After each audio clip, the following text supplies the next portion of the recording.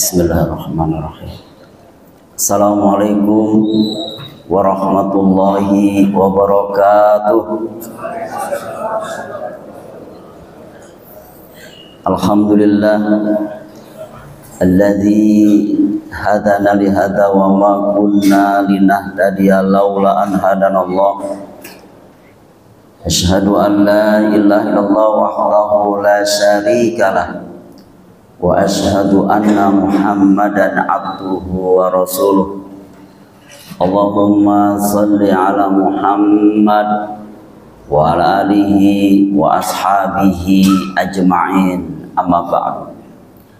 Faqala Allah ta'ala fi kitabil karim, a'udzu billahi minasyaitonir rajim.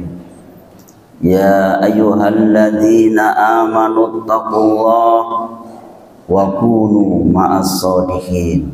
Shadaqallahul azim. Yang terhormat Ketua DKM Masjid As-Sholihin, hadirin Bapak Ibu yang selalu dirahmati oleh Allah Subhanahu wa taala. Di pagi yang penuh dengan keberkahan ini, tentunya kita senantiasa bersyukur kepada Allah Subhanahu wa taala, karena Allah senantiasa mengaktifkan detak jantung kita. Hingga detik ini kita masih diberi kesempatan oleh Allah untuk memperbanyak amal ibadah kita. Diberi kesempatan pula oleh Allah untuk memperbaiki dan perilaku kita. Sehingga di pagi yang penuh dengan keberkahan ini, kita bisa berjumpa wajah, berkait hati, bersambung rasa, berlimpah doa. Mudah-mudahan yang dalam keadaan kesulitan dimudahkan oleh Allah Subhanahu wa taala. Yang dalam keadaan sakit disembuhkan oleh Allah Subhanahu wa taala. Yang hilang dipertemukan, yang putus disambungkan, bahkan yang konflik keluarga diutuhkan kembali menjadi keluarga sakinah mawaddah warahmah. Shalawat serta salam kita sampaikan kepada seorang manusia yang jujur tutur katanya, yang mulia akhlaknya, yang disiplin moto kehidupannya, yang sabar merupakan kendaraannya, yang takwa merupakan baju kebesarannya, yang harmonis keluarganya, yang tekun ibadahnya, dan yang rasa empati dan peka dalam pergaulannya. Itulah Nabi kita Muhammad sallallahu alaihi wasallam. Sebab itu tidak ada contoh dan suri teladan yang benar kecuali Rasulullah sallallahu alaihi wasallam. Hadirin Bapak Ibu yang saya hormati, di pagi yang penuh dengan keberkahan ini kita akan sharing tentang firman Allah di dalam surah At-Taghabun. Surah At-Taghabun itu surah ke-64, ayatnya ayat 14. Saya yakin Bapak Ibu sudah hafal ayatnya, ya tinggal action aja dalam kehidupan sehari-hari. Ayat itu Allah telah berfirman, ya ayyuhalladzina amanu inna min azwajikum wa auladikum aduwwan lakum fahdharuhum wa in ta'fu wa tasfahu wa taghfiru fa innallaha ghafurur rahim. Wahai orang-orang yang beriman, sesungguhnya di antara istri-istrimu dan anak-anakmu bisa menjadi musuh bagimu. Oleh sebab itu berhati-hatilah kamu terhadap mereka. Maka maafkanlah mereka, santunilah mereka, mohonkan ampunlah kepada Allah. Sesungguhnya Allah Maha Pengampun lagi Maha Penyayang. Mari kita kaji ayat ini dalam kehidupan sehari-hari. Pertama yang harus kita ketahui bersama adalah di antara istri-istrimu dan anak-anakmu bisa menjadi musuh bagimu. Kenapa istri-istri dan anak-anak bisa menjadi musuh bagi kita? Tentunya dilanjutkan ayatnya, fakhtaruhum, berhati-hatilah kamu terhadap mereka. Karena ada seorang istri menghalang-halangi suaminya untuk berhijrah di jalan Allah. Ada juga seorang istri menghalang-halangi suaminya untuk patuh dan berbakti kepada kedua orang tuanya. Ada seorang istri yang menghalang-halangi suaminya untuk lebih dekat dengan Allah. Juga ada seorang istri yang menghalang-halangi suaminya untuk beramal. Makanya Al-Quran mengatakan berhati-hatilah terhadap mereka. Tentunya Imam Al-Qurtubi pernah menafsirkan ayat ini, min azwajikum itu diterjemahkan sebagian. Sebagian di antara istri-istrimu bisa menjadi musuh bagimu. Berarti tidak semua istri menjadi musuh. Ada yang istri yang solehah. Contohnya istri-istri Nabi kita Muhammad Rasulullah SAW. Khadijah pernah duduk termenung.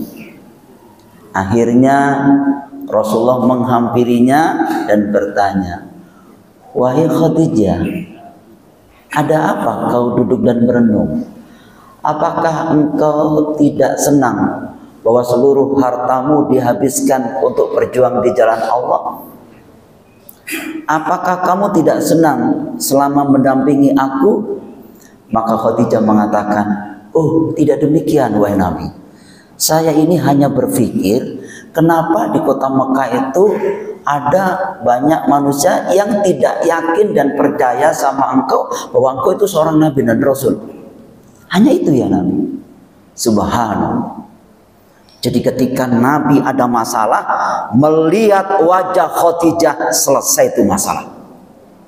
Nah, kira-kira gimana Bapak-bapak yang ada di sini? Ketika ada masalah, ketika melihat istrinya, selesai nggak masalah? Tambah masalah. Jangankan ada masalah Pak Ustadz, nggak ada masalah aja, melihat wajah istri tambah masalah. Karena memang banyak kredit kan, kredit ini kredit belum dibayar, makanya pusing kan gitu. Jadi memang subhanallah tuh. Seperti apa wajah Khadijah itu sampai Nabi melihat wajah Khadijah itu selesai masalah? Tentu ibu-ibu juga harus belajar tentang Khadijah, membaca autobiografi Khadijah. Karena Khadijah tidak pernah marah, tidak pernah menyinggung perasaan suaminya, tidak pernah mengungkit-ungkit hartanya, walaupun hartanya habis berjuang di jalan, tidak pernah mengungkit. Bagaimana dengan istri-istri sekarang? Begitu hartanya kadang habis sedikit aja sudah mengungkit-ungkit. Dulu kamu datang kemari nggak bawa apa-apa, sekarang sudah mulai mentereng karena aku support. Lagunya bukan main. Nah, itu sudah menyakitkan perasaan suaminya. Ini tidak dibenarkan. Makanya fakhtaru, berhati-hati. Rasulullah pertama kali menerima wahyu, menggigil badannya. Maka Khadijah menawarkan kepada Nabi, wahai Rasulullah, coba engkau rebahan di pahaku. Coba engkau rebahan di pahaku. Akhirnya Nabi rebahan di paha Khadijah dan diusap keningnya, tidur lelap, selesai masalah. Nah, kira-kira bapak-bapak ketika meriang merinding ada masalah, pernah nggak ditawarkan oleh istrinya untuk rebahan di pahanya? Boro-boro katanya.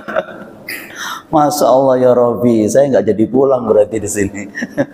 Oke, saya yakin ibu-ibu yang dengar, tolong nanti pulang ke rumah ya tawarkanlah untuk suami untuk rebahan di pahanya. Ya tapi nggak kerja-kerja Pak Ustadz. Ya nggak apa-apa. Ya namanya juga suami istri perlu ada variasi. Makanya sekali-sekali apa ya, couple time itu perlu itu. Pokoknya keluar rumah naik motor gajul-gajul kan enak itu. Wah, sambil ngerampok-ngerampok begitu kan. Karena sudah lama kita hanya lolo gue.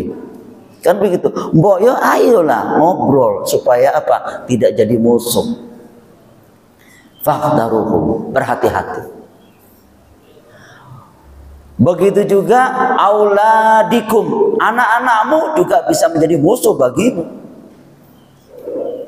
Ada seorang orang tua ingin menyenangkan anaknya, katakanlah tanda kutip nonton bioskop XX1 atau 21 kan begitu. Saking senangnya mendampingi anaknya, mendampingi istrinya, terlena sholatnya. Inilah bisa menjadi menyelakakan orang tuanya. Maka fakhdaruhum, berhati-hatilah. Coba Bapak Ibu perhatikan, kalau kita nonton bioskop katakanlah begitu, itu selalu jam tayangnya pas mau sholat. Ya kan, pas mau sholat. Maghrib lebih 5 menit, katakan begitu, 6 lebih 5 menit, itu tayangannya jam 6 kurang 5 sudah main. Supaya memang terlena, begitulah program Yahudi. Kenapa orang tua tidak mengarahkan? Coba kita bisa nggak nonton filmnya itu jam 18.30, berarti setengah 7 atau pada Isya, kan begitu. Atau jam-jam yang tidak mengganggu waktu sholat. Ternyata kadang orang tua itu terlena saking sayangnya dengan anaknya sehingga diturutinya anaknya tadi sehingga terlena. Ini yang dijelaskan oleh Allah dalam surah 63 ayat 9, yaitu surah Al-Munafikun. Wahai orang-orang yang beriman, sesungguhnya harta-hartamu dan anak-anakmu, ya kan, jangan sampai melalaikan dari mengingat Allah, kan begitu. Nah, itulah sebabnya seorang kepala rumah tangga harus mengarahkannya. Jangan sampai kita terlena dengan istri dan anak-anak kita. Oke, baik. Sebab itu Al-Quran menjelaskan, ya ayyuhalladzina amanu ku anfusakum wa ahlikum naro.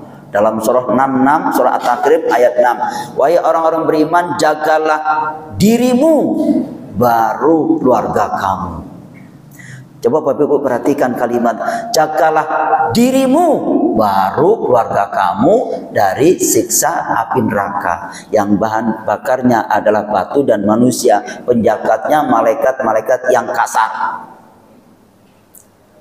Jadi dengan ayat ini Nabi Ibrahim alaihissalam mencontohkan doa dalam surah 14, surah Ibrahim ayat 40. Rabbi ja'alni muqimas sholati wa min dzurriyyati rabbana wa taqabbal doa.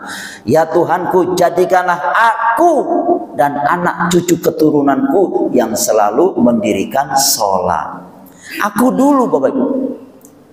Doanya jangan dibalik, jangan jadikan anak cucu keturunanku yang selalu mendirikan sholat. Jangan begitu. Aku dulu. Hanya perenang yang tangguh yang bisa menyelamatkan orang yang tenggelam. Hanya orang-orang yang sehat yang bisa menuntun, yang bisa menyembuhkan orang yang sakit. Hanya orang yang melihat yang bisa menuntun orang buta. Bagaimana Bapak Ibu, kepala rumah tangga menuntun orang yang buta, orang kita sendiri buta. Makanya perlunya taklim, perlunya ngaji, perlunya tadabbur Al-Quran. Supaya apa? Supaya tahu tentang aturan main dalam kehidupan sehari-hari. Coba Bapak perhatikan, mungkinkah seorang kepala rumah tangga, mungkinkah seorang suami bisa membimbing istri dan anak-anaknya di jalan yang benar jika suaminya tidak pernah taklim, jika suaminya tidak pernah sholat?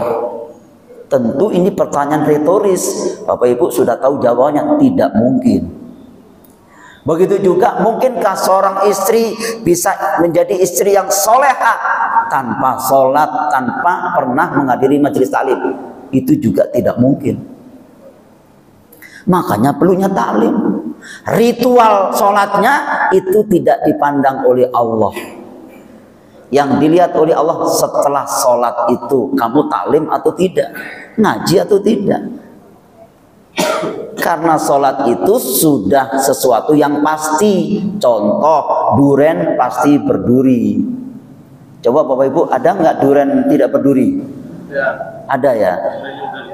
Yes, durennya sudah dikupas. Tapi lebih dominan durennya pasti berduri. Ada nggak muslim tidak sholat? Berarti bukan muslim, namanya kafir.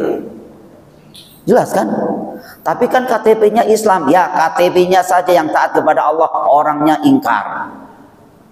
Berarti muslim pasti sholat, duren pasti berduri. Jadi tidak perlu Bapak Ibu diskusi muslim sholat atau enggak, mundur namanya. Duren pasti berduri, muslim pasti sholat. Yang dituntut oleh Allah setelah sholat bagaimana? Implementasi sholatnya dalam kehidupan sehari-hari. Contoh, sholat itu melahirkan orang yang jujur.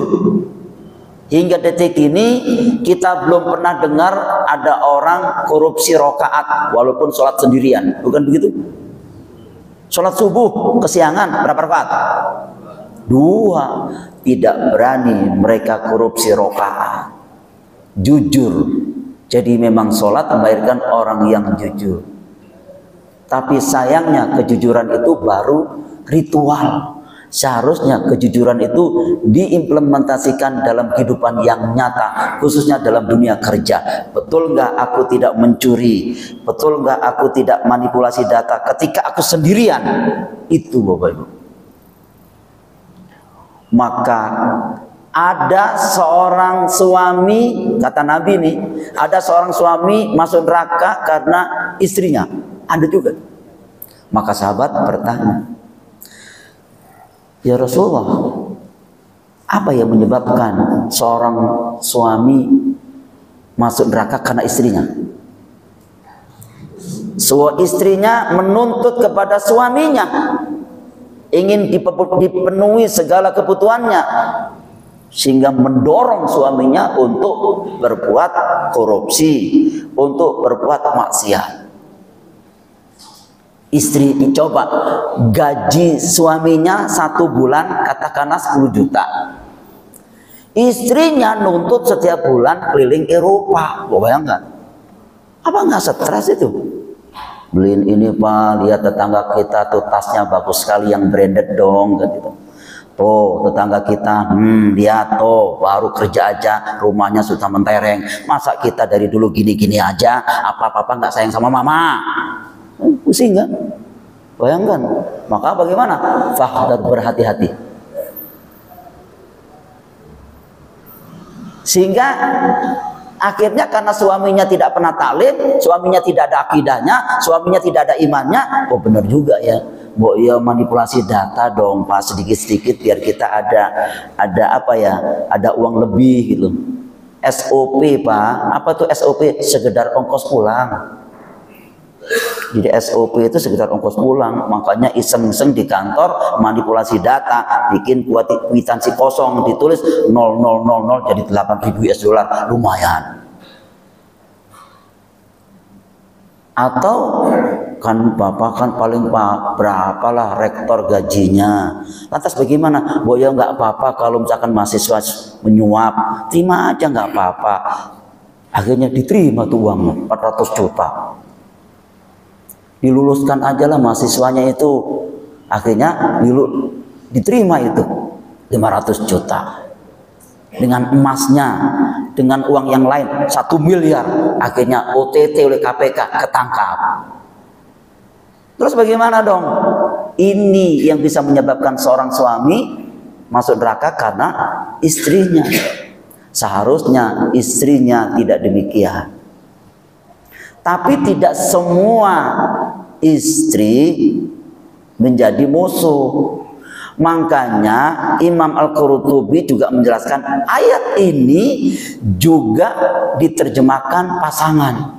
Berarti ada seorang suami bisa menjadi musuh bagi istrinya. Ada seorang suami menghalang-halangi istrinya untuk taklim, juga ada. Ada seorang suami menghalang-halangi ketika istrinya menutup aurat, dia nggak suka. Bagaimana? Bang, saya nggak suka lah kalau mama ini pakai tutup aurat kayak nenek-nenek aja. Oh ya dibuka dong kerudungnya, kelihatan dadanya sedikit lah, biar ketat gitu kayak artis. Itu ada itu seorang suami seperti itu. Berarti kan suaminya bisa menjadi musuh.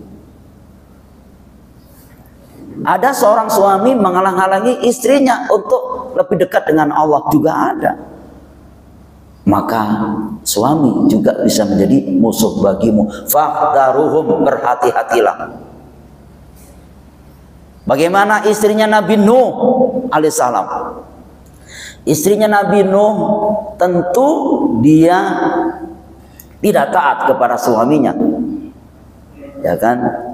Anak-anaknya juga tidak taat kepada suaminya. Dijelaskan oleh Allah dalam surah 11 surah Hud dari mulai ayat 33 sampai 47. Di situ dijelaskan oleh Allah, di antaranya, wahai anakku, irkam ma'ana, ayolah naik ke perahu ini supaya kamu tidak tenggelam. Apa kata anaknya? Wahai ayahku, saya akan naik ke gunung supaya aku tidak tenggelam. Bukan itu wahai anakku, hari ini tidak ada yang menolak kecuali hanya Allah. Akhirnya mereka tenggelam, akhirnya meninggal dunia. Padahal Nabi Nuh mengatakan, wala takum ma'al kafirin, janganlah kalian bersama orang-orang yang kafir, ayolah bersama aku. Anaknya dan istrinya tidak taat kepada Nabi Nuh, akhirnya ditenggelamkan oleh Allah, meninggal dunia. Kontekstual dalam kehidupan sehari-hari.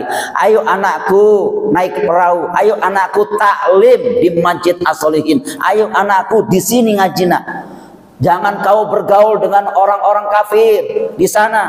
Tapi mereka tidak mau, lebih baik main game online atau apa ya, fashion week, luar biasa kayak alay gitu, telanjang bulat jalan di trotoar, lagi ngetren kan itu. Yang nggak takut ketabrak itu. Berarti mereka bersama orang-orang yang ingkar. Jangan bersama mereka. Ayo ngaji di sini. Itulah perahu kehidupan. Taklim, ngaji Bapak Ibu. Kalau Bapak Ibu tidak ngaji, nggak benar aja hidupnya. Begitu dalam persepsi Allah, bukan persepsi saya. Karena Allah turunkan Al-Quran itu untuk manusia. Contohnya dalam surah 39, surah Az-Zumar ayat 41.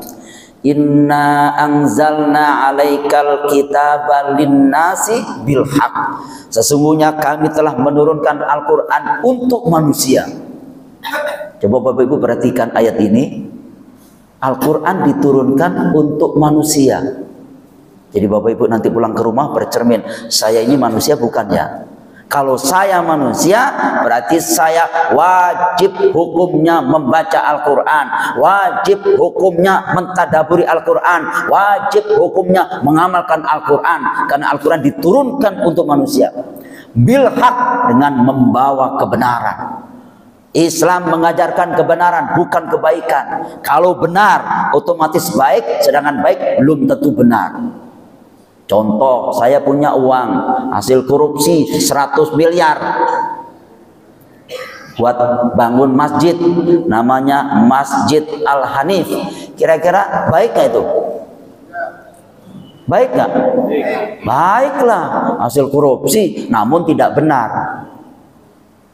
Baik namun tidak benar, maka amalannya zero, gak dinilai oleh Allah.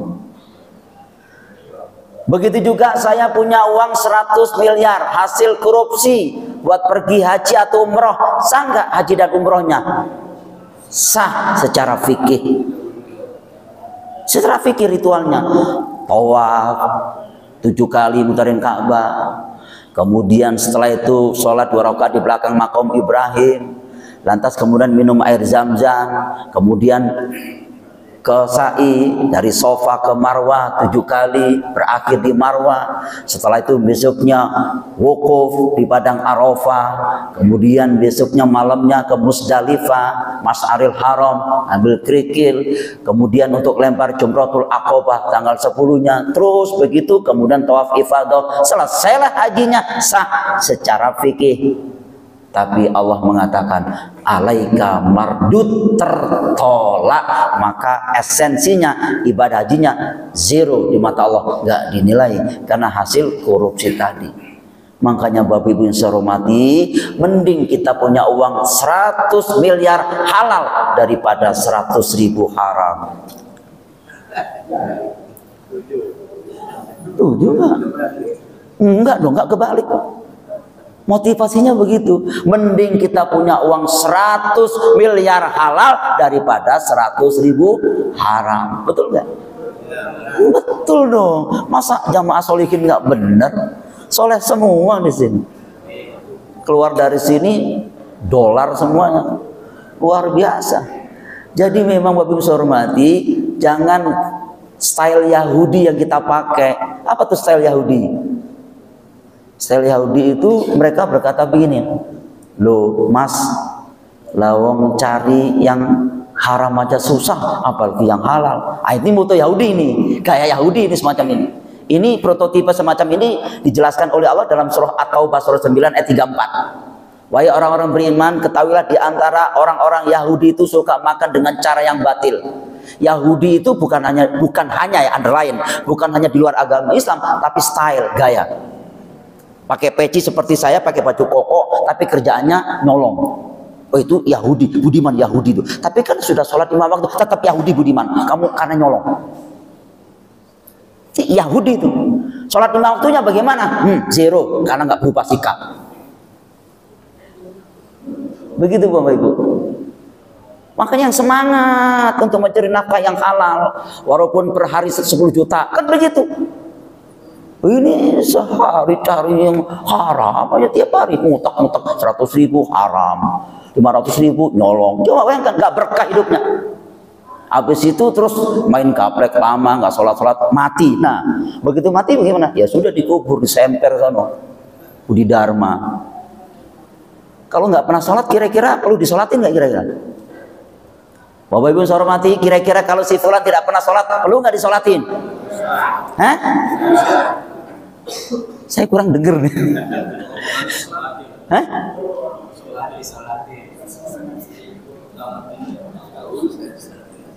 Jadi si fulan tidak pernah sholat, begitu mati perlu nggak disolatin? Nah, sepakat semua. Alhamdulillah nggak jadi pulang saya. Sepakat semua nggak perlu sholatin. Di sini bukan Islam. Bener Bapak Ibu jawabannya. Benar jawaban Bapak Ibu. Inilah yang Allah gambarkan melalui nabinya. Abdullah bin Ubay itu dedengkot munafik. Abdullah bin Ubay dedengkot munafik. Ketika Abdullah bin Ubay meninggal, anaknya Abdullah bin Ubay datang kepada Nabi. Ya Rasul, ya Nabi, ayah saya telah meninggal. Maukah engkau datang memandikan jenazah ayah saya? Mau. Maukah engkau datang membuka baju gamis engkau ya Nabi buat kain kafannya? Mau. Maukah datang untuk menyolatkannya? Mau. Nabi datang. Begitu Nabi datang, kemudian memandikannya, melepas gamisnya buat kain kafan. Setelah itu Nabi berdiri untuk melaksanakan sholat jenazah Abdullah bin Ubay. Maka ditegur oleh Umar bin Khattab. Ya Nabi, dia meninggal dalam keadaan munafik, maka haram kita menyolatinya. Umar, dia manusia. Bukan, tidak, kita haram. Itu kata Umar. Jadi tegasnya Umar di saat itu.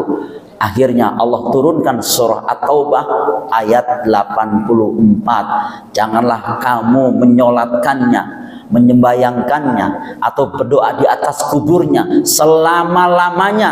Kenapa kita tidak boleh menyolatkannya jenazah Abdullah bin Ubay kepada orang-orang kafir, orang-orang munafik.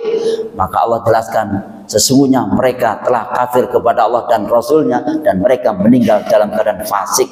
Begitu dalam surah At-Taubah ayat 84. Maka haram hukumnya.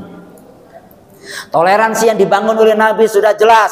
Dia datang untuk memandikannya, dia melepaskan gamis untuk kain kafan. Ada garis demarkasi ketika dia sholat. Jadi Bapak Ibu, si fulan tetangga kita Kristen meninggal, kita boleh takziah. Hanya kalimatnya, yang sabar ya Pak, yang sabar ya Jeng. Cukup sebegitu aja, turut berduka cita yang sangat dalam. Cuma itu aja. Jangan terus sok tahu. Ya semoga husnul khotimah ya. Hebat itu. Orang Kristen meninggal husnul khotimah. Enggak bener tuh. Kata Allah, sok tahu loh, makanya ngaji di Masjid As-Solihin. Enggak bener ini. Biar tahu surah At-Taubah ayat 84. Kan begitu. Begitu Bapak Ibu. Jadi tidak boleh disolatkan, maka rajin-rajinlah untuk sholat. Baik. Kita lanjutkan ayatnya. Kalau ada seorang suami, kalau ada seorang istri yang menjauhkan, tidak mensupport suaminya untuk lebih dekat dengan Allah, maka kita harus berhati-hati. Tapi juga ada seorang istri yang membangunkan suaminya untuk sholat tahajud, ada juga. Ada seorang istri membangunkan suaminya untuk sholat berjamaah, mensupport suaminya untuk lebih dekat dengan Allah. Ada juga yang menghalang-halinya. Makanya fahdaruhum. Maka dilanjutkan ayatnya, Allah kasih arahan. Wa in ta'fu, maafkanlah kesalahan mereka. Walaupun istrimu yang bandel pun, walaupun anakmu yang menghalang-halangi kamu, engkau sebagai kepala rumah tangga seorang suami, wa in ta'fu, maafkan dia. Wa tasfaku, santuni dia. Tidak harus mengejek, tidak harus mencela. Wa in ta'fu dari kata afun, artinya menghapus kesalahan, menghapus ketersinggungan. Tidak perlu mengungkit-ungkit masa lalu. Karena ini juga istri kita, anak kita, tetap kita maafkan kesalahannya, tetap kita santuni. Watasfahu dari kata sofah, artinya membuka lembaran baru, tidak mengungkit dan tidak mencela, Bapak-Ibu. Apalagi watakfiru, menutupi kesalahan-kesalahannya. Tidak menceritakan yang harus diceritakan kepada orang lain, hatta kepada keluarganya pun tidak perlu diceritakan kekurangan dan kelemahan istrinya atau suaminya. Begitulah arahan Allah, watakfiru. Ternyata yang berkembang di masyarakat tidak demikian. Ya kan? Suaminya pusing gara-gara di kantor, pulang ke rumah, assalamualaikum, waalaikumsalam. Istrinya bertanya, ada apa? Kok kelihatan wajahnya murung? Biasa, masalah di kantor. Makanya yang pinter jadi suami, bodoh. Tuh, apa enggak? Ini kan istrinya nggak mensupport, malah dimarahin. Makanya jadi suami itu yang pinter, dari dulu begini-gini aja. Tuh, apa enggak? Tetap juga seorang suami harus watakfiru. Pertama, wa in ta'fu, maafkan.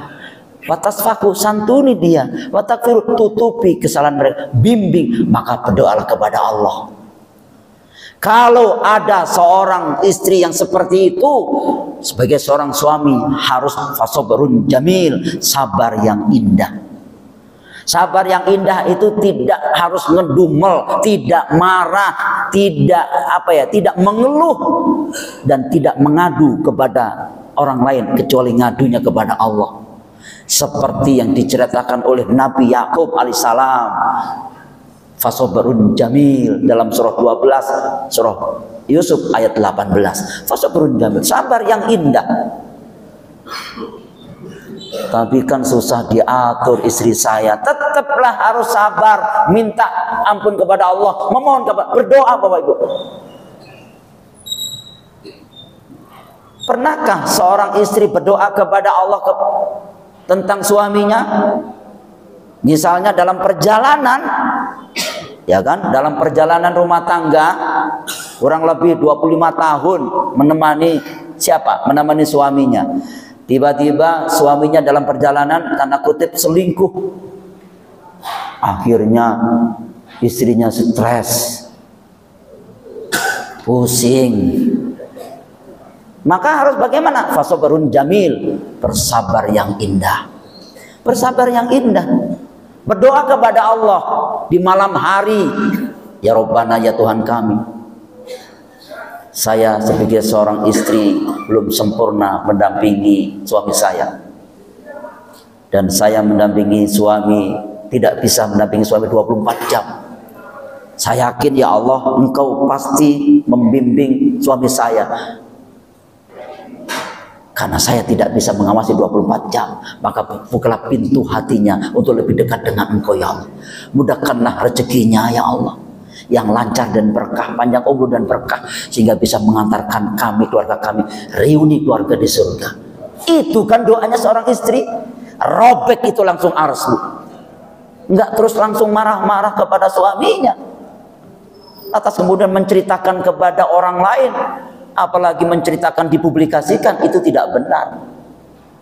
Ada seseorang yang bangga berbuat maksiat dan diceritakan, dipublikasikan. Coba bayangkan.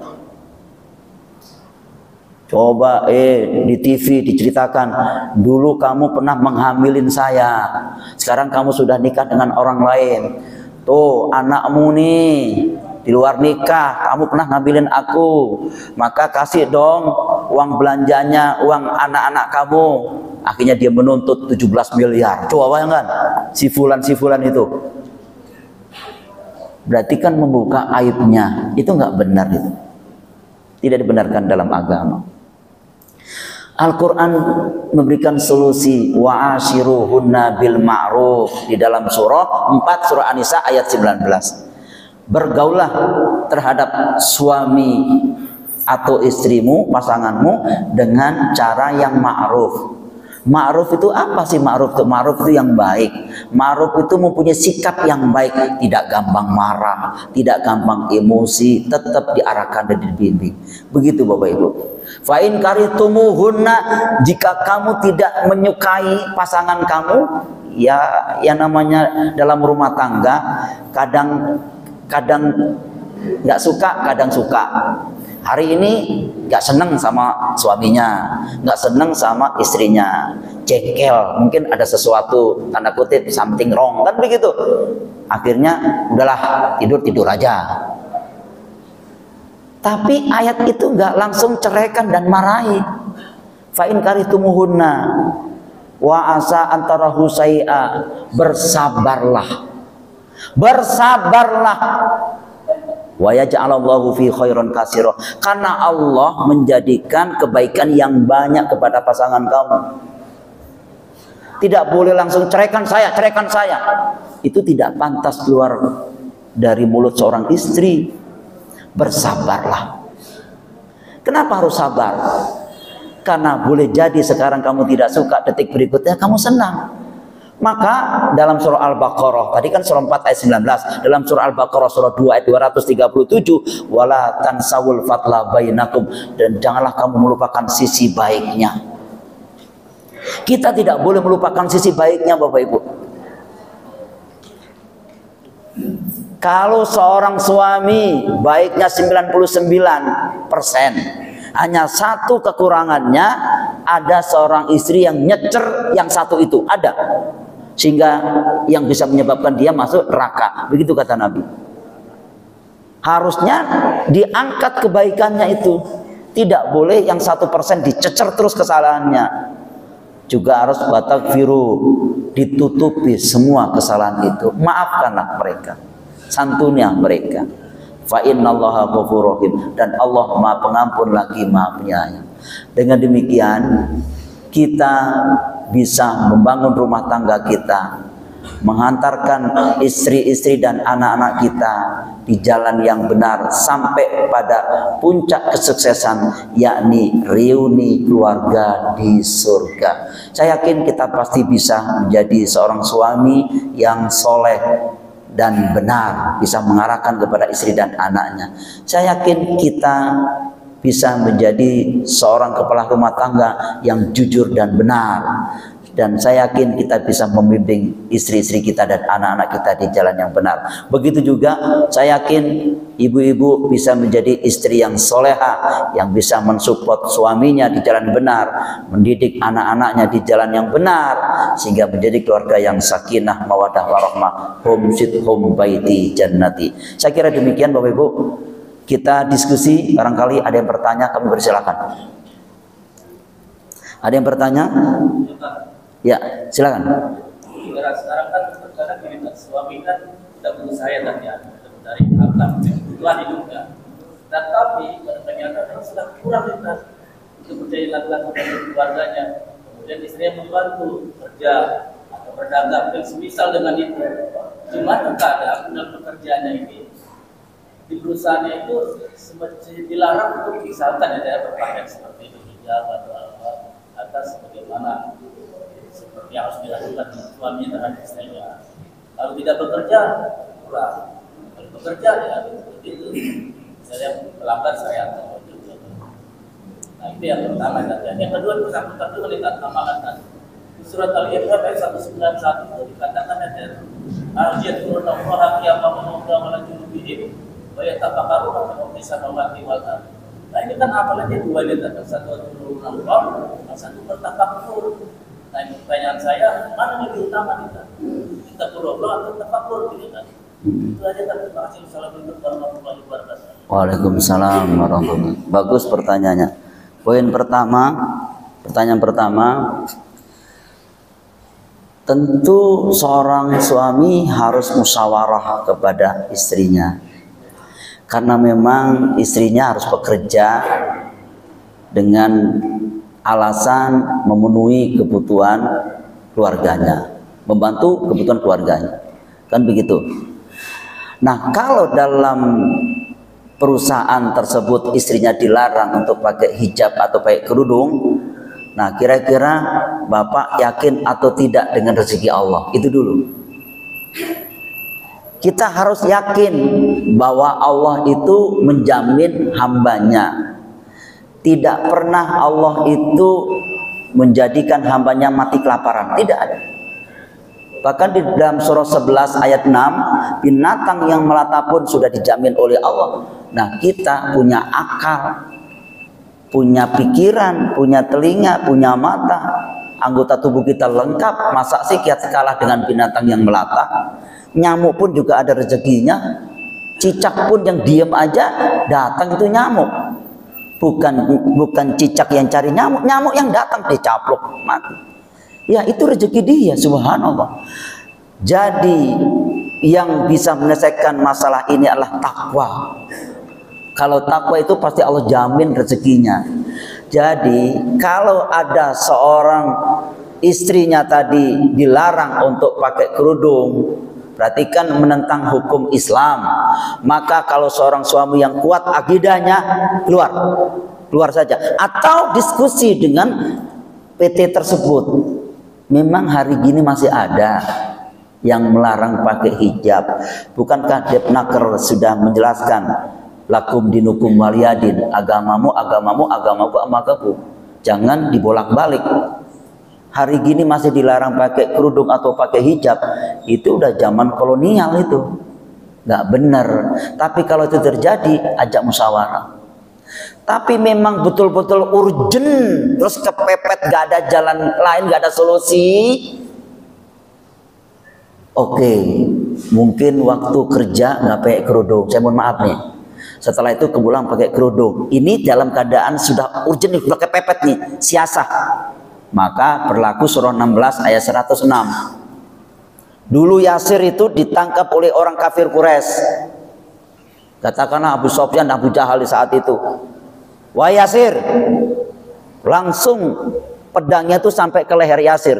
Jika kamu hari ini kau katakan Allah dan Rasulnya, aku tidak akan segan-segan untuk menebas lehermu. Tapi jika kamu hari ini kau katakan Lata dan Uzza sebagai Tuhan yang paling besar, kamu selamat dari ultimatum saya. Maka Yasir mengatakan Lata dan Uzza. Akhirnya Yasir lari kepada Nabi.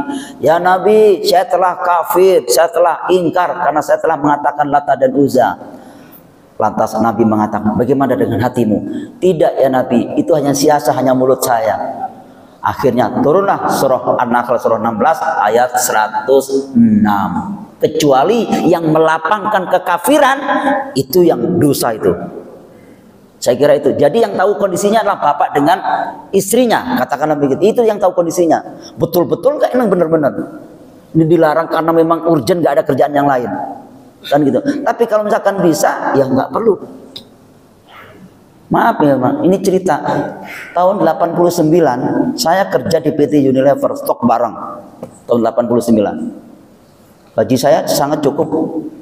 Lantas kemudian ketika saya kirim barang dengan teman-teman saya 2 orang, kemudian teman saya mengambil hadiah dari kardus tersebut ya, packaging, kardus-kardus itu, barang-barang tadi. Akhirnya hadiahnya tadi diambil, kemudian dipak lagi, di packaging lagi, itu dijual sehari 9 juta, sehari 9 juta, dan dibagi dengan saya. Ini Budiman 3 juta. Itu, tahun 89 3 juta, udah dapat kijang satu waktu itu, bayangkan. Tapi saya tidak mau. Oh nggak bisa. Terima Budiman, ini rezeki, tahu nggak? Yang terjim bukan begini. Masa itu kan hadiah yang harus dibagikan kepada klien kita, pelanggan kita. Makanya ke Hero, waktu zaman-zamannya Hero kan, jadi fotonya pokok Hero semuanya. Akhirnya apa? Saya nggak mau, malah dipukul Pak. Bayangkan, ini Jakarta gimana sih, nggak mau terima uang 3 juta malah dipukul saya. Akhirnya saya cepat meneteskan air mata. Akhirnya saya sholat zuhur, berdoa sama Allah, ini apa ini maksudnya ya Allah? Ya setannya bilang terima aja Budiman, lumayan 3 juta per hari loh, per hari, setiap hari Bapak Ibu. Saya tidak mau menerima uang itu, 3 juta tahun 89. Akhirnya salah satu klien telepon ke kantor, kemudian kantor langsung yang ngangkat posnya di saat itu tahun 89. Kemudian bos, ini kenapa kok nggak ada hadiahnya? Oke, itu mobil berapa? A1. Mobil box A1 itu Budiman berarti. Coba saya bicara dengan Budiman. Akhirnya bicara dengan saya. Kenapa bisa terjadi? Kita bicarakan di kantor aja. Nah, akhirnya saya bicara di kantor, cerita apa adanya dengan cerita singkat tadi, teman saya baru dikeluarin. Begitu teman saya dikeluarin, lantas kemudian dia ngancam saya. Oh, kubunuh lo Budiman kamu. Saya tahu kamu jalan, kamu Jelambar, ya Jakarta Utara, di Pluit, sama Kelapa Gading, sama mana aja aku tahu, akan kubunuh kamu. Ya, tetap saya fight, berjuang. Tapi karena memang tidak ada ketenangan di dalam hati saya keluar dari PT Unilever. Karena rezeki bukan di sini. Karena waktu itu saya nggak masukkan uang saya di bank. Waktu itu saya di PT Unilever kan, saya taruh di kasur aja. Ya kan? Ternyata ada rezeki, teman saya datang. Budiman, ada uang nggak? Kenapa memang? Saya belum bayar kuliah. Berapa? Sekian. Ada nggak? Lihat aja di kasur, ada nggak? Oh, banyak uangnya? Ada. Coba kamu hitung. Oh, cukup tuh bayar uang kuliah. Nah, ambil itu semuanya. Ambil semuanya, saya bilang. Akhirnya diambil, dia selesai kuliahnya. Di dekat mana itu? Senayan City itu, universitas apa itu? Dokter apa? Bung Karno kan gitu, atau Supom atau apa gitu. Di situ. Iya, Sutopo. Selesai itu kuliahnya. Tapi saya nggak ambil pusing. Akhirnya dari situ saya keluar dari PT Unilever tersebut. Tapi apakah saya mati kelaparan? Enggak juga Pak. Semangat, tetap semangat.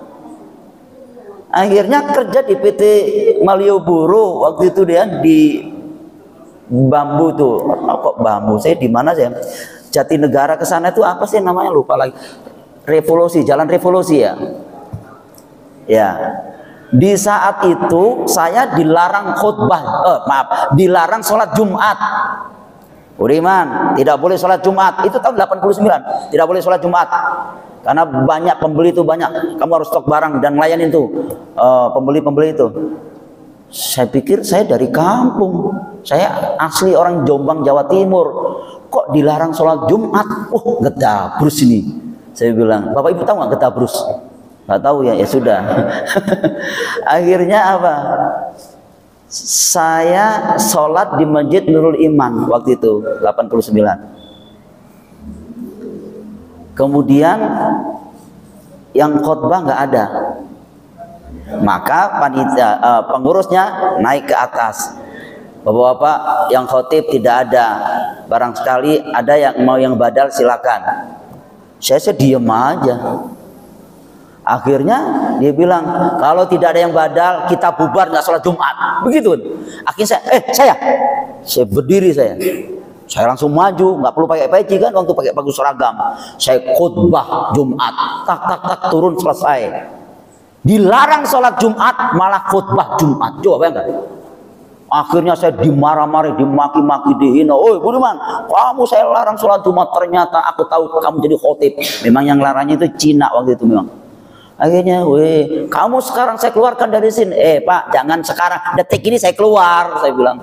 Akhirnya saya keluar. Ya memang fight itu saya berjuang. Saya memperjuangkan akidah, bukan berarti saya yang tidak mau kerja di situ. Saya akhirnya bergaul dengan, saya mohon maaf, akhirnya saya datang Kiai Haji Qasim Nur Seha di Berlan itu, ngobrol sama Kiai Haji Qasim Nur Seha, ya kan, sampai di rumah dinasnya dan seterusnya. Tapi yang jelas diri kita dan bapak ibu yang tahu, begitu. Oke. Yang kedua di surah Ali Imran ayat 191, alladzina yadhkurunallaha qiyaman wa qu'udan wa 'ala junubihim wa yatafakkaruna fi khalqis samawati wal ard. Yaitu orang-orang yang mengingat Allah dalam keadaan berdiri, dalam keadaan berbaring, dan memikirkan tentang ayat-ayat Allah. Ini menjelaskan tentang ulil albab. Ulil albab itu orang yang berakal. Orang yang berakal itu apa pekerjaannya? Di samping berzikir kepada Allah, di samping itu berfikir tentang ayat-ayat Allah. Jadi hablum minallah dilanjutkan hablum minannas. Di samping berzikir hablum minallah, hablum minannasnya berfikir. Hablum minallahnya tuh berzikir, kemudian hablum minannasnya berfikir. Itulah ulil albab itu. Jadi dua-duanya mempunyai peran ganda yang terdapat di dalam diri orang-orang yang ulil albab tadi, orang berakal. Kan begitu. Inna fi khalqis samawati wal ardi wa ikhtilafil laili wan nahari la ayatin lil albab. Kan dari situ ayatnya, ayat 190-nya. Sesungguhnya dalam penciptaan langit dan bumi, silih bergantinya siang dan malam, terdapat tanda-tanda orang-orang yang ulil albab, orang yang berakal. Siapa orang berakal? Yaitu orang-orang yang mengingat Allah dalam keadaan berdiri, dalam keadaan duduk, dalam keadaan berbaring, dan memikirkan tentang ciptaan-ciptaan Allah. Baik, berarti tidak semua orang yang punya akal itu berakal. Bang, maksud saya sini, berarti tidak semua manusia yang punya akal itu berakal. Karena ada orang yang punya akal tapi tidak berakal. Orang yang ulil albab, orang berakal tadi memikirkan tentang ayat-ayat Allah. Zakarullah, yadhkurunallaha qiyaman, mengingat Allah. Pertanyaannya, mengingat Allah itu ingat apanya Bapak Ibu? Pernahkah kita melihat wajah Allah? Pernah nggak kita melihat wajah Allah? Nggak pernah. Berarti mengingat Allah itu ingat apanya? Zikrullah itu ingat Allah. Ingat apanya kira-kira? Mohon maaf. Oke, baik. Belum spesifik. Itu jawaban Bapak Ibu benar, tapi belum spesifik. Mengingat Allah di situ artinya mengingat aturan-aturannya. Di mana aturan Allah? Ada di dalam Al-Quran. Kenapa harus di dalam Al-Quran? Karena di dalam Al-Quran ada perintah dan larangannya.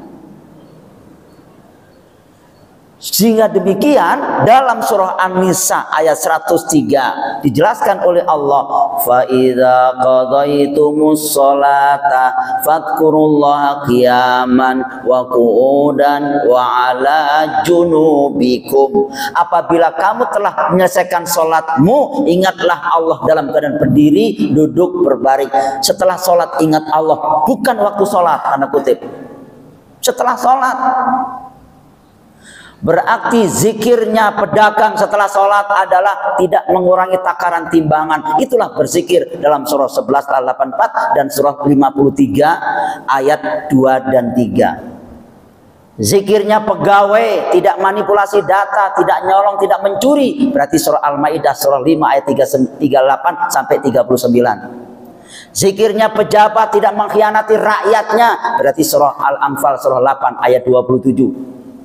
Zikirnya anak muda berarti tidak berzina. Berarti surah 17 surah Al-Isra ayat 32.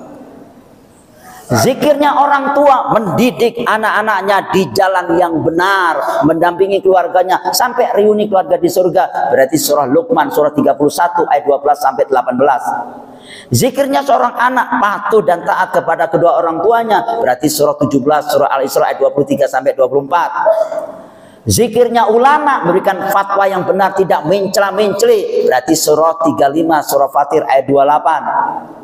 Zikirnya orang kaya, zikir sosial, bersedekah dan memberi. Berarti surah 57 ayat 18. Dan semuanya itu dijelaskan oleh Allah, konklusinya dalam surah 35 ayat 33. Subhanallah. Semuanya jelas. Atau dibalik 33 35 ya, mohon maaf. Begitu. Jadi Bapak Ibu, itu zikir. Zikir itu jangan difahami hanya geleng-geleng kepala dengan mengucapkan kalimat thayyibah la ilaha illallah di masjid Istiqlal sampai pingsan. Kira-kira zikir nggak itu? Illallah, illallah, illallah sampai pingsan. Si fulan itu zikirnya seperti itu. Akhirnya tahun 2005 nih saya deketin, hebat dia. Pakai udeng-udeng tuh. Pakai gamis, kala itu Batman sampai nyapu halaman kan. Dia zikir, illallah, sampai menangis kan gitu. Akhirnya di pagi hari saya beli koran Media Indonesia waktu itu 2005. Saya baca koran Media Indonesia, ternyata si fulan yang zikir sampai pingsan menangis di Istiqlal itu korupsinya 100 miliar. Kira-kira itu disebut zikir atau gimana? Disebut zikir atau apa Bapak Ibu, mohon maaf. Begini, illallah.